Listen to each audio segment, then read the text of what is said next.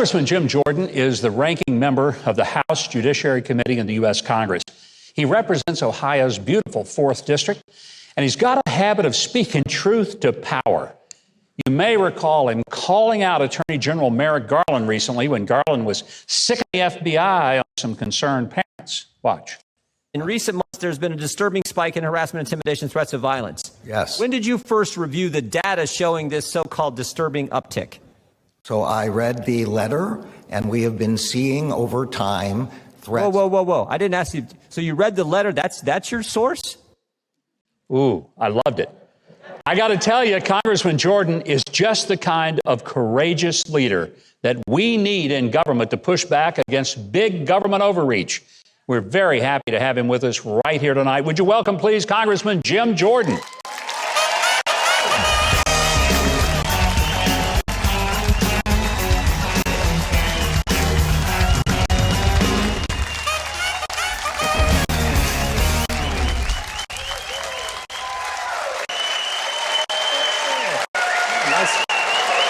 You know what? I think these are all Ohio voters. Yeah, they're from the 4th District. That's great. They love you.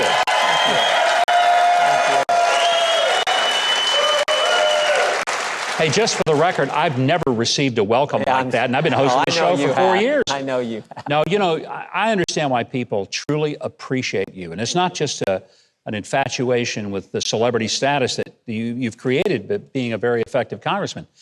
You've got the guts to stand up to power and speak boldly. We just saw an example of that. You made a comment recently. You said you didn't think anybody could be worse than Dr. Fauci until you met Merrick Garland. Yeah. Well, the one thing, and thank you, and thanks for what you do, standing up for freedom, standing up for the Constitution. We appreciate that, and your family as well. I know you got a daughter who's running for a pretty big office. She's doing good. Yeah. And she did great work for the best president we've certainly had in my lifetime, maybe the whole history of the country. So I appreciate that as well. But yeah, when you have an attorney general sick the full power of the Justice Department on moms and dads. Yeah.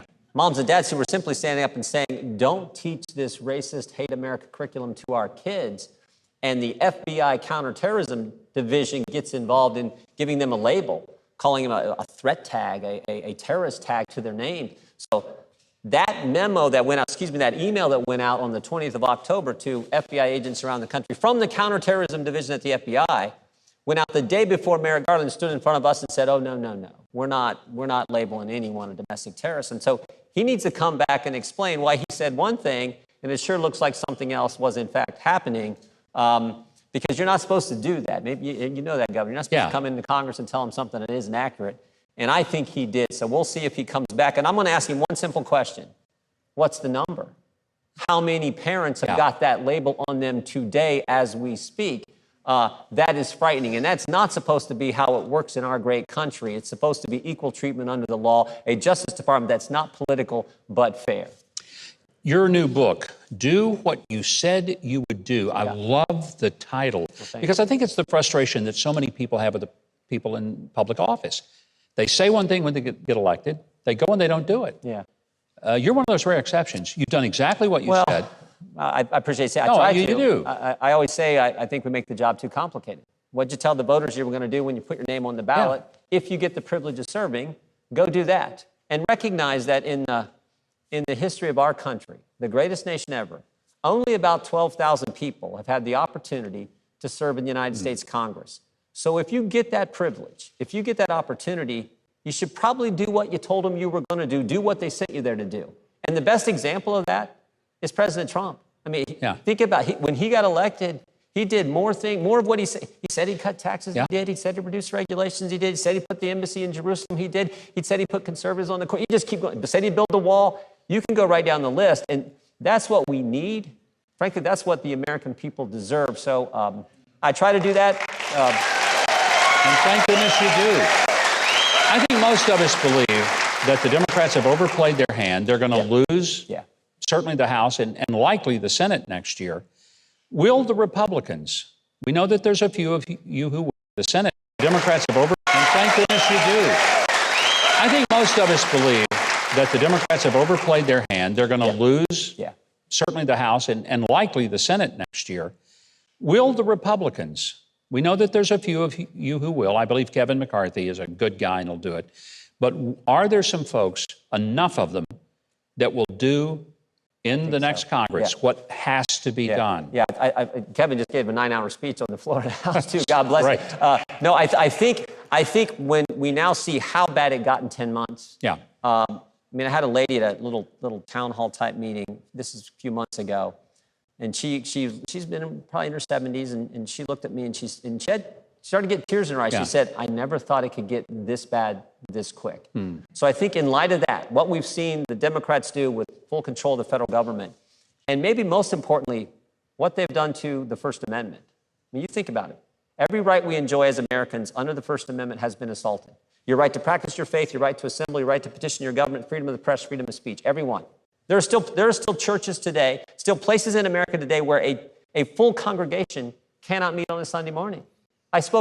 Your right to assemble, I spoke to the New Mexico Republican Party. This is about 6 months ago. The New Mexico Republican Party in Amarillo, Texas, because they couldn't assemble in their state. They had to go to Texas to get freedom. And you can but the most important one of all, the most important right we have as Americans is your right to speak, your right to talk. And that's what they're coming after most, because it's even more important than your right to practice your faith. Because if you can't speak, how do you practice your faith? How do you share your faith? Yeah. That's what the left is after. If you disagree with the left today, it's not fair enough to have a debate today with the left. If you disagree with them, that you can't have a debate. They'll say you're a racist, you're not allowed to talk, and they'll try to cancel you. And that is so wrong. That's what I think is ultimately going to bring us together, and why we will fight to do what we said we do if we get power. Absolutely wonderful. For 4 years, we had to listen to Russia, that Donald Trump colluded with the Russians. The Durham indictments now make it pretty clear that there was collusion with the Russians, but it wasn't Donald Trump. It was the Hillary Clinton campaign. Right. They were accusing Trump of doing what they were doing. Yeah. That's your committee. If Republicans win, you become chairman of that committee. Yeah. Can we count on you guys to chase this to the very end of the earth? I got a call from President Trump yesterday, and he started, but I actually missed his call, so I called him back. And when he gets on, all he says is, Jim, never forget. He says, never forget what they're doing now. All the crazy things they're doing, we have to hold them accountable. And I said, I agree, Mr. President. And frankly, for the American people to have confidence in our judicial system and everything else and holding people accountable, we have to. So, yeah, we will do that. We got to look into what the Justice Department's done to parents. Yep. We got to look into Dr. Fauci and how he misled us over the last year and a half about how this thing started. The Ways and Means Committee has to look into the fact that thousands of Americans' tax returns became public. That is not supposed to happen in our country. Absolutely and not. We certainly have to look at this whole thing that they tried to use to take out, to remove President Trump from office. And it was all a joke. I said to someone, the only thing we had wrong, and remember, there were just a few people in the media and a handful of us in the Congress back in 2017 that said, this doesn't make sense. There's not, and we started digging into it. The only thing we had wrong is it was worse than we thought. It was worse than we thought. And finally, now the special counsel, Mr. Durham, has indicted Mr. Zussman and Mr. Danchenko. And I think he's going to try to get to the source. And we know that's the Clinton campaign. The one thing I keep coming back to is I don't know how the FBI didn't know. Yeah. Because when Zussman walks into the FBI, he forgot all the Christopher Steele and Fusion GPS and all the middlemen. Mr. Zussman from the Perkins Coie law firm working for Clinton just walked straight into the FBI, handed them false information. And not just anyone at the FBI. He went in and talked to the chief counsel, Jim Baker. Now, how did Jim Baker not know? So I hope Mr. Durham pursues that. We'll just have to wait and see. Well, one thing I hope people will pursue is getting this book and reading it. Do what you said you would do. It will make you appreciate Congressman Jim Jordan as much as I do.